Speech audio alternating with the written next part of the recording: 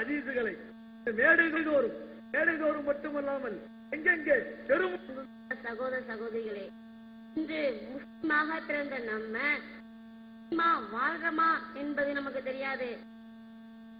ஆசை பிறந்திருக்க போல வாழ்ந்திருக்கணுமே அப்படின்ற ஆசை எனக்கும் இருந்துச்சு. ஆனா என்ன சொல்றான், பின்ன கலக்கனாக்கும் தக்கரிவல் உன்சா, ஒரே ஒரு ஆண் பெண்ணிலிருந்து தான் படைத்திருக்கின்றான். நம்ம எல்லாம் ஆதமுடைய மக்கள். நம்ம எல்லாம் இன்னைக்கு இஸ்லாத்தை ஏற்றிருக்கிறதுக்கு காரணம் அல்லாஹ்வால் அங்கீகரிக்கப்பட்ட ஒரே மார்க்கத்தை ஏற்றிருக்கக்கூடிய நாம் நம்முடைய குழந்தைகளை வழிகர விட்டுறக்கூடாது. வழங்குகின்றான். சாதாரணமான ஒரு வெற்றியை கிடையாது அது. அந்த வெற்றியை எடுத்துக் கொண்டீர்கள் என்றால் உலகத்தில்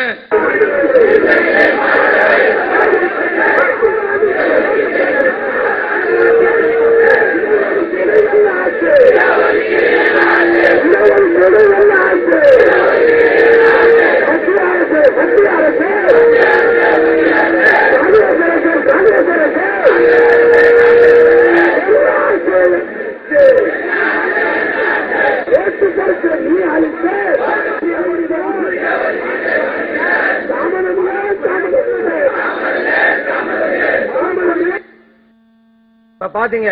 இப்ப இவங்க ஆபாசங்கிறாங்க. இவங்களுடைய உணர்வு பத்திரிகையிலையும் பாருங்க, பெண்கள் கலந்து கொண்டு போட்டுக்கிறாங்க. இது ரொம்ப கிட்ட இருக்கக்கூடிய பெண்களை பார்த்தாலே தலையில முக்காடு இல்லாம தான் உட்காந்துருக்காங்க. பாருங்க, இந்த பொண்ணு அதுவே முக்காடு கிடையாது. இவங்க எல்லாம் யாரு சரியதி பெறா நடக்கிறாங்களாம். இப்படி நாங்களும் இப்படி ஆய்க்கிறோமா?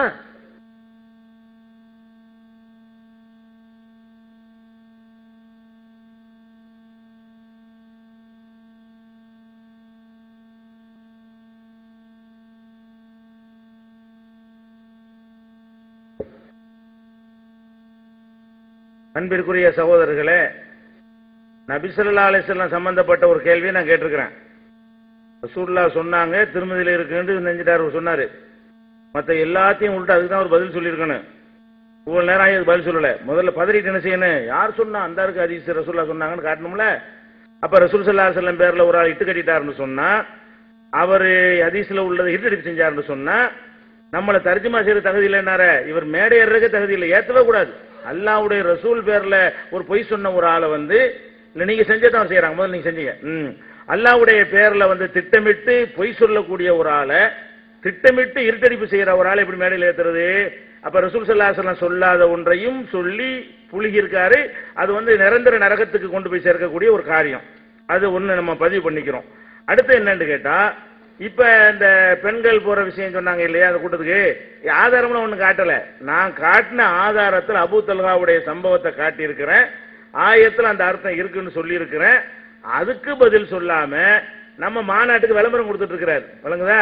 அதுல ஒரு ஆர்குமெண்ட் அதுல ஒண்ணும் இல்ல. இதுன்னா நீங்க நாங்க செஞ்சதானே, இது நாளைக்கு கூப்பிடுவோமே இது மாதிரி பேரணிகளுக்கு. அதுல என்ன இருக்கு? மார்க்கத்தில் அனுமதிக்கப்பட்டது நாங்க நினைக்கும் பொழுது நாங்க அழைக்கத்தான் செய்யறோம். அதெல்லாம் மாற்றுக்கிறது கிடையாது.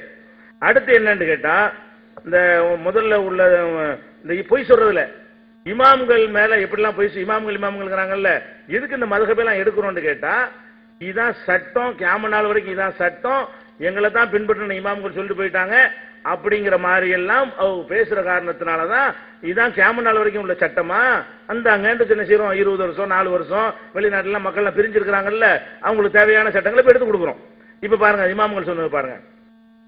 அதையும் ஆய்வு பண்ணி சொல்லுகிறோம் என்பவர்கள் எல்லாம் இன்னைக்கு ஒரு சட்டத்தை சொல்லுகிறார்கள், அடுத்த நாள் வேறொரு சட்டத்தை சொல்லுகிறார்கள். கேட்டா இன்னைக்கு தான் ஹதீஸ் கிடைச்சிச்சுங்கிறாங்க. இப்படி அரைகுறை ஞானம் உள்ளவர்களிடம், கல்வி ஞானம் உள்ளவர்களிடம் நாம் செல்லலாமா? இளைஞர்கள் எல்லாம் இவரை நம்பி போகலாமா? இன்னைக்கு ஒரு சட்டம் சொல்லி நாளைக்கு ஒரு சட்டம் மாத்துவாங்க. கேட்டா இன்னைக்கு தான் புரிஞ்சுப்பாங்க. இவர்களை நம்பி எப்படி செல்வது இந்த இளைஞர்கள் எல்லாம்? ஆனா குர்ஆனையும் ஹதீஸையும் நன்றாக ஆய்வு செய்து இதுதான் சட்டம் கியாமத் நாள் வரைக்கும் என்று சொல்லிவிட்ட இமாம்களை பின்பற்றுவதா, இன்னைக்கு ஒரு சட்டம் நாளைக்கு ஒரு சட்டம் நாளை மறுநாள் ஒரு சட்டம் என்று அரைகுறை ஞானம் உள்ளவர்களுக்கு பின்னால் இந்த இளைஞர்கள் சொல்ல, இதுலயும் அவங்க எடுத்து காட்டணும். கியாமத் நாள் வரைக்கும் நாங்க சொன்னதா சட்டம் என்று சொல்லிவிட்ட இமாம்களை பின்பற்றுவதான்னு சொல்லியிருக்காரு. எந்த இமாம் சொன்னாங்க? அப்படி நாங்க சொல்வதுதான் இன்னைக்கும் சட்டம், கியாமத் நாள் வரைக்கும் சட்டம் என்று சொல்லிவிட்ட இமாம்கள்ங்கிறாரு. அப்படி இமாம்கள் சொன்னா என்ன செய்யணும், அதையும் எடுத்து காட்டணும். அப்ப கியாம நாள் வரைக்கும் உள்ள சட்டம்னு நினைக்கிறீங்களே, அந்த சட்டத்தில் இருந்தா நாங்க என்ன செய்யறோம், இந்த விஷயங்களை எல்லாம் உங்களை நோக்கி கேட்டுக்கொண்டு இருக்கிறோம். அடுத்து வந்து இந்த அதான் நம்ம என்ன கேட்கிறோம், இது தண்டனையை சொல்றாங்க, இப்படி ஒரு செஞ்சா என்ன அப்படிங்கறத சொல்றாங்கிறாங்க. அப்படி தேவைக்கு சில நேரங்கள்ல சொல்லலாம். ஆனா நடக்காதத, கற்பனை பண்ண முடியாதத, அதுக்கு அந்த அதாவது பிஸ்மில்லா சொல்லி சாராயம் குடிக்கலாமான்னு கேட்கலாமா, பிஸ்மில்லா சொல்லி சாராயம் குடிக்கலாமான்னு கேட்கலாமா, அப்படி கேட்ட செருப்படுத்து அடிக்கணும் வேண்டாம். அப்படி கேட்கற விட்டுட்டு பிஸ்மில்லா சொல்லி சாராயம் குடிக்கலாம்னு சொல்லி ஒருத்தன் சொன்னான்னா, அல்ல கூடாதுன்னு சொன்னாண்டா அவன் அறைய வேணாமா, அந்த மாதிரி கேள்வி வந்தா நீங்க என்ன செய்றீங்க, பணத்துல போய் சேர்ந்தா எப்படி, கழுதையுடைய பொருளை வெட்டி கொண்டு உள்ள வச்சுக்கிட்டா எப்படி, இப்படி இல்லாம ஒரு ஆலிம் பேசுவாங்க.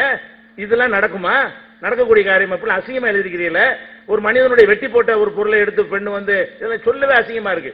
இப்படி சொன்னதை கேட்டோம்னு சொன்னா இது அசிங்கமா உங்களுக்கு தெரியல, இப்படி நடந்து விட்டால் என்னன்றதுக்கு என்ன செய்யறாங்களா, சட்டம் சொல்றாங்கன்னு சொல்றீங்க. அதை விட இந்த சின்ன பிள்ளைய சீரழிச்சால் தண்டனை இல்ல, பெரிய பிள்ளைய சீரழிச்சால் தண்டனை இருக்குல்ல, அதுல எழுதிக்கிற அசிங்கமான வாசகம் எப்படி இருக்குன்னா, சின்ன பிள்ளைய சீரழிச்சு இங்க முன்னாடி அவன் குத்தி பின்னாடி வரைக்கும் வந்து விட்டது என்று சொன்னால் அது அதுக்கு இடம் தராத காரணத்தினால் அதுக்கு தண்டனை இல்ல. சீரழிக்கணும், பயங்கரமா சீரழிச்சுதான், அதுக்கு தான் தண்டனை இல்ல. ஆனால் வயசுக்கு வந்த பொண்ணாக இருந்தால் அது மாதிரி இந்த பாதிப்பு ஏற்படாது, அது இடம் கொடுத்துருச்சு, அதனால அவனுக்கு இப்படி இல்லாம இதெல்லாம் நடக்குமா, இப்படிதான் ஒரு ஆலிம் சிந்திக்கிறதா, சட்டம் நடந்தால் என்னன்றதெல்லாம் இப்படி கேட்கிறதா?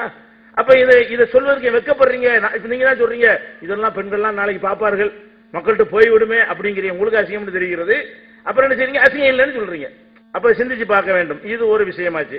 அடுத்து என்னன்னு கேட்டா முரண்பாடு நிறைய, இது கலந்து தான் சொல்ல வேண்டி இருக்கிறது.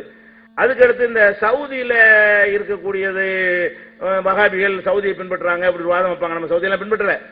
அதுல என்ன செய்யறாருன்னு கேட்டா, இந்த தர்கா விஷயத்துக்கு வரும்போது சவுதி ஆதாரமா எடுத்துக்கிறாரு, வேற விஷயத்துக்கு வரும்போது சவுதியில நமக்கு ஆதாரமா, சவுதியில ஆதாரமான்னு ஒரு விஷயத்துக்கு சொல்றாரு. தர்கா கட்டலாமான்னா கட்டலாம், மதீனாவுல சவுதி அரசாங்கத்தில் இருக்கிற தர்கா அதான் ஆதாரம் அப்படிங்கிறாரு. அப்ப சவுதியில இருக்கிறது அவருக்கு தேவைப்பட்டால் ஆதாரமா ஆகிறது, சவுதியில இருக்கிறது தேவைப்பட்ட ஆதாரம் இல்லாம ஆயிடுது. எது ஆதாரம் டாபிக், நான் ஆதாரம் கேட்கல, ஏன் இப்படி மக்கள்கிட்ட போய் முரண்பட்டு குழப்பீங்க? அதான் அது போடுங்க, சவுதி இல்ல அப்படிங்கறதால நம்ம செய்யக்கூடாதா? அல்லாஹ் தஆலா எதை பின்பற்ற சொன்னா, குர்ஆனை பின்பற்ற சொல்லி இருக்கிறான். இறைத்தூதர் ஸல்லல்லாஹு அலைஹி வஸல்லம் அவர்களை பின்பற்ற மட்டும் அல்லாஹ் சொன்னா, குர்ஆனை ஹதீஸையும் பின்பற்றணும். அல்லாஹ் தஆலா எங்காவது சவுதியை பின்பற்றுங்கன்னு சொன்னானா? ஆனா இறைத்தூதர் ஸல்லல்லாஹு அலைஹி வஸல்லம் அவங்க தான் சொன்னாங்களா நீங்க சவுதி பின்பற்றுங்க இல்ல அப்படிங்கும் பொழுது சவுதியில இல்லை ஆக ஓதக்கூடாதுன்னு எப்படி சொல்லலாம்? இல்ல ஆலிம்கள் சொன்னாலே நம்ம கேட்க மாட்டோமே, அவங்க தப்பா விளங்கிட்டு சொல்லிக்கிட்டு இருக்காங்க, நம்ம சொல்லிக்கிட்டு இருக்கோம். அப்படி இருக்கும் பொழுது குர்ஆனையும் தெரியாத, ஹதீஸையும் தெரியாத அங்க இருக்கக்கூடிய போலீஸ் அப்படி திருப்பி விடுறதுன்னா அது மார்க்கம் ஆயிருமா? சவுதி நமக்கு வழிகாட்டல் இல்லையே. அல்லாஹ் தஆலா குர்ஆன்ல சவுதி பின்பற்றுங்கன்னு சொன்னானே, சவுதி இருக்குது, சவுதியிலே பாருங்க, சவுதி எப்படி நடக்குது தெரியுமா? இங்க சில பேர் சொல்லுவாங்க அங்க தர்காவா இருக்குது, அங்க மௌலிதா இருக்குது, இருக்குதுதான், அது வேற விஷயம், அது அந்த சப்ஜெக்ட் இப்ப நான் வரல. இப்ப அது கேட்கறாங்க, சவுதியை பின்பற்றும் இறைவன் சொல்லலையில, அதே சவுதியில தான் அமெரிக்க ராணுவமும் இறங்கி இருக்குது, அரைகுறை ஆடைகளோடு அமெரிக்க பெண்கள் இருக்கிறார்கள், மது அருந்துகிறார்கள். சவுதி கவர்மெண்ட் இதை அனுமதிச்சிருக்குது, அதனால மது அருந்துவது கூடும். ஏங்க சவுதி நாட்டிலே சவுதி கவர்மெண்ட் அனுமதிச்சாங்க நான் சொல்றேன், சரியாருமா? தர்காக்கள் எல்லாம் இருக்கலாமா? இருக்கலாம். அது மிகப்பெரிய ஆதாரம் என்ன தெரியுமில்ல? இன்னைக்கு மதீனா ஷரீஃபுக்கு போங்க, நபீல் நாம் ஸல்லல்லாஹு அலைஹி வஸல்லம் அவருடைய ரவுதா ஷரீஃப் இருக்குதுலங்க, அதுதான் இந்த உலகத்திலேயே மிகப்பெரிய தர்கா. இப்ப தர்காவே கூடாங்கன்னா மதீனா ஷரீஃப்ல ஒரு பெரிய தர்கா வச்சிருப்பாங்களா? அதனால தர்காக்கள் அப்படிங்கிறது நம்முடைய மார்க்கத்திலே இருக்கிறது. அப்படி இருந்தாதான் ஒரு அடையாளமாகும், மக்கள் எல்லாம் ஜியாரத்துக்கு வருவாங்க. விளங்கிட்டீங்களா? ஒன்னு ரெண்டு இல்ல, பேசுறது பூரா அப்படி பிரிச்சு மக்கள் பாக்குறது. அந்த சபையில் அவரும் முடிஞ்சிடும், இது வேற இடம் அது வேற இடம். அப்ப ஒரு இடத்துல என்ன செய்யறது, சவுதி ஆதாரம் ஆயிருமா அப்படிங்கிறது என்ன ஆதாரம்? சவுதி தான் ஆதாரம். அப்ப வசதிக்கு தகுந்தவாறு பேசக்கூடியவர்கள்லாம் எப்படி மார்க்கம் சொல்றது? எவ்வளவு ஒரு அசிங்கமான ஒரு முறை! இப்படிலாம் நான் வாழ்க்கையில் இப்படி சந்திச்சது இல்லை. எந்த ஒரு மார்க் அறிஞருங்கிற பேர்லையும் இப்படி ஒரு முரண்டு புரண்டு பரண்டு பிறண்டு ஒரு காலத்துல ஒரு கருத்துல இருந்து ஒரு காலத்துல மாறி இருக்கிற பார்த்திருக்கிறேன். இப்படி எல்லாம் காலையில ஒண்ணு சாயந்தரம் ஒண்ணுங்கிற மாதிரியான ஆளை சரித்திரத்திலேயே முதல் இதுதான் சந்திக்கிறோம். அடுத்து என்னன்னு கேட்டா, இப்ப விபச்சாரம் பண்றான், நமக்கு எல்லாத்தையும் சொல்லித்தான் அவனு, அதையும் போடுவேன் இதையும் போடுவேன், ஏன்னா நேரம் இல்லாதனால வேகமா போக வேண்டியிருக்கு. விபச்சாரம் செய்யறானா, விபச்சாரம் செய்யறாருந்தா காசை கொடுத்துட்டு செய்யுங்க, ஓசியா பண்ணிடாதீங்க. என்ன அப்படி சொல்றாங்க, எப்படி சொல்றாங்கன்னு